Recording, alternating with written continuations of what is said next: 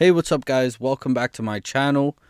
First of all, I want to thank all my new subscribers. I want to thank everyone leaving a like and commenting. I really appreciate you guys. My last few videos got over 1,000 views, so I can tell that people are interested.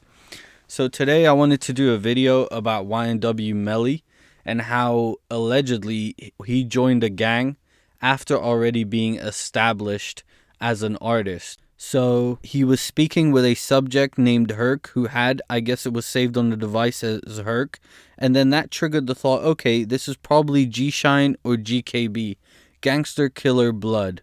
Because Gangster Killer Bloods call themselves Herc, talk to each other and use the word Herc in the same way that, you know, some people say bro or dude, they say Herc. Who said they were going to bend the rules for Melly because of his fame, which is very common within gangs to bring in up and coming rappers for the purpose of money.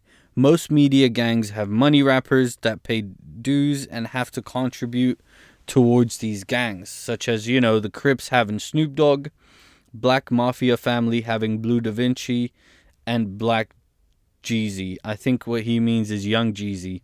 So he is he's absolutely not very familiar with what the hell he's talking about, but he is exposed to like private messages from YNW Melly, so that's why we're using him. You know, of course, this guy, he even goes to say that Kendrick Lamar is affiliated to a gang, which is, of course, you know, as anyone knows and listens to Kendrick Lamar's music, he's probably not affiliated to any gang.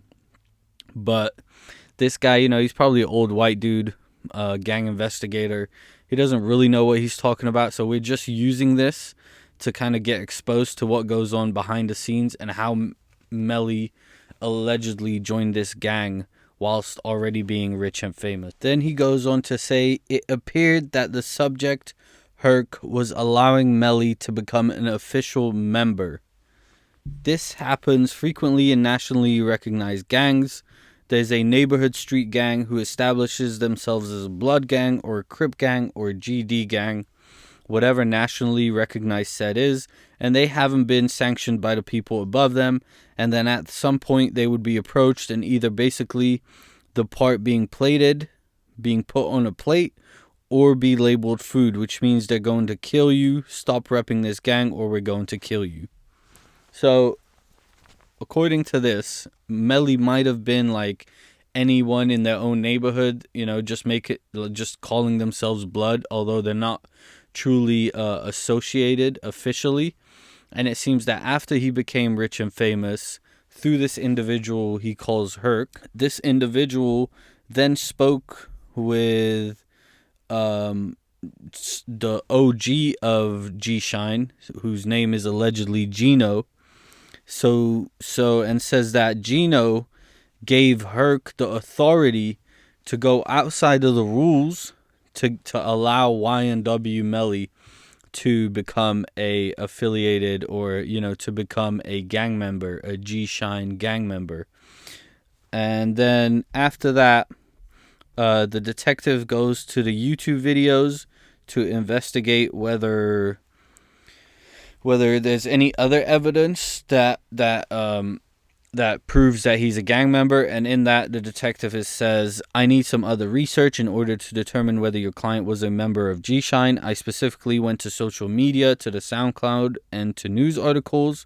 And there's a video on YouTube where Melly himself, Jamel Demons, says it's like a promotional video, and he says, I shine, you shine, we shine, G-Shine. That is a motto of G-Shine. That is a motto of the Gangster Killer Bloods. That right there in itself would be considered an administration of his affiliation at minimum. So this type of evidence they want to bring in against Melly to satisfy the elements required for if he does get convicted, for the sentence to be a death sentence. So you need to satisfy two elements.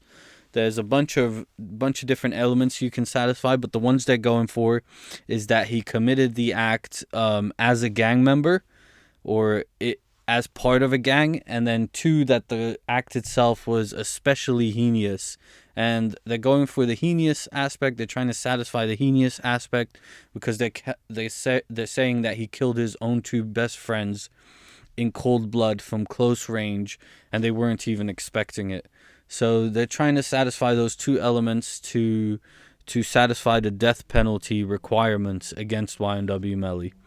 So there's a video for you guys. It's a short video, but I just wanted to expose that aspect because according to the testimony, or the deposition by this gang investigator, YNW Melly joined a gang after already being rich and famous.